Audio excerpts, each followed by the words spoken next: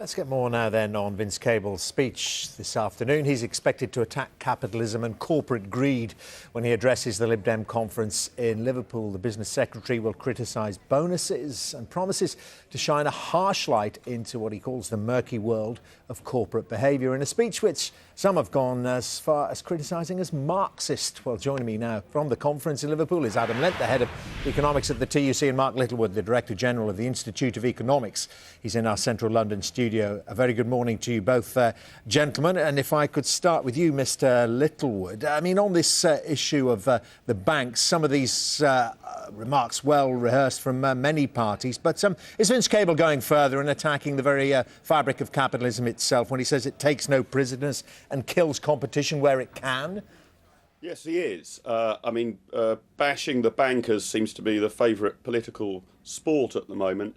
And I'd prefer the business secretary and the coalition government as a whole to actually move on to how we repair our financial services industry. Look, in a capitalist economy, of course you have competition and companies seeking to gain advantage over their rivals, perhaps even sending their rivals to the wall by providing better products and services and attracting more consumers. I'd like to hear a bit more from the business secretary about the real problem of monopoly in Britain's economy, and that's monopolies in the public sector, in health and education, the incredibly stilted impact that the BBC has on broadcasting industry. Okay, right. These are the real things we should be tackling. OK, indeed, but veering off ever so slightly from the core point. I mean, Adam Lent, is Vince Cable going the right way? I'm sure you're going to tell me he is. But the fact is it not, that there is an alternative to very deep cuts. If business grows quicker than we imagined and more tax is paid, therefore some of the worst excesses of the cuts might be avoided. No, I agree completely with that. And I think all that Vince is doing, quite rightly, is reflecting the great deal of public anger there is about the fact that the financial sector got us into this economic mess and are now seemingly still paying themselves vast bonuses off the back of taxpayers' money. I think all that Vince is saying is we need a different approach to capitalism, a different approach to the UK economy, to make it an economy that's much more about the real economy, about generating real growth, rather than just generating this sort of illusory growth based upon financial innovation. Yes, but financial innovation which makes money from across the globe. I'm staying with you, Adam Lent. You said that, taking taxpayers' money and paying themselves bonuses. I mean, that's a bit simplistic, isn't it? They didn't just take that money and put it in their own pockets. They kept their businesses going and are now in some places starting to make substantial profits, which leads to substantial revenues for the Exchequer. No, I agree, of course, that taxpayers' money was extremely important to keep the banking system alive. If the banking system had collapsed, we'd be in a much worse situation than we are now.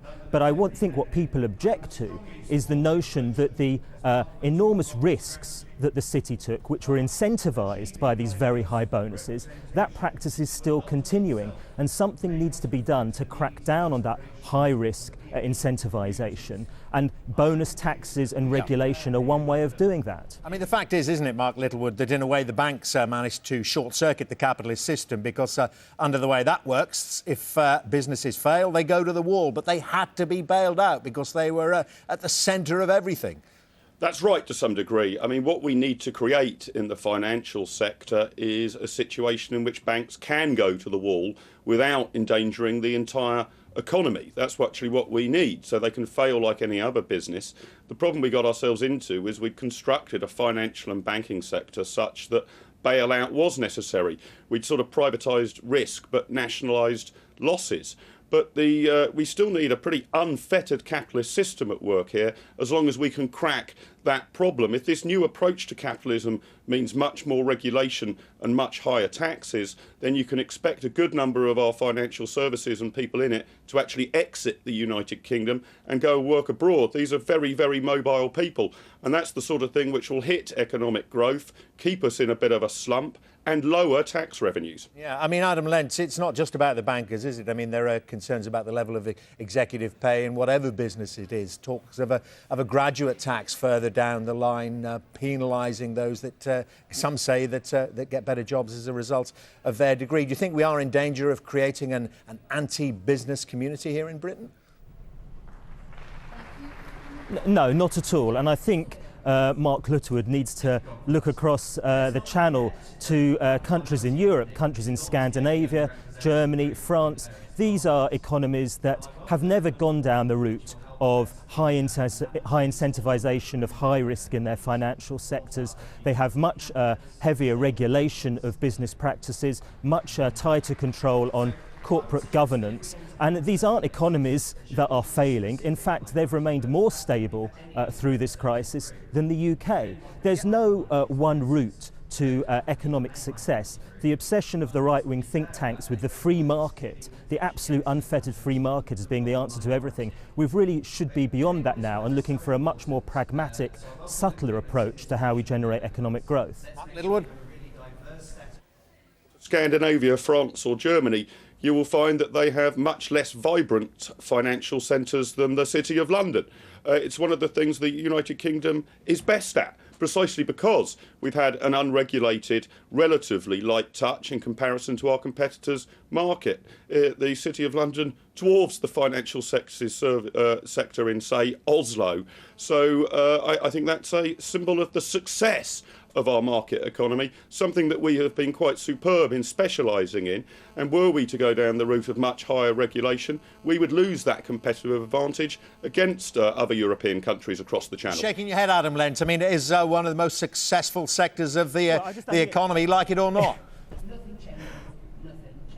I mean, Mark Littlewood must be one of the few people left in the UK who think our approach to light touch regulation in the city has been a great success. It's clearly caused the huge crisis that we've faced over the last 2 years. It's obvious that we need a different approach to rebalancing our economy. I mean, George Osborne himself has said that he wants to put much more emphasis on export-driven growth.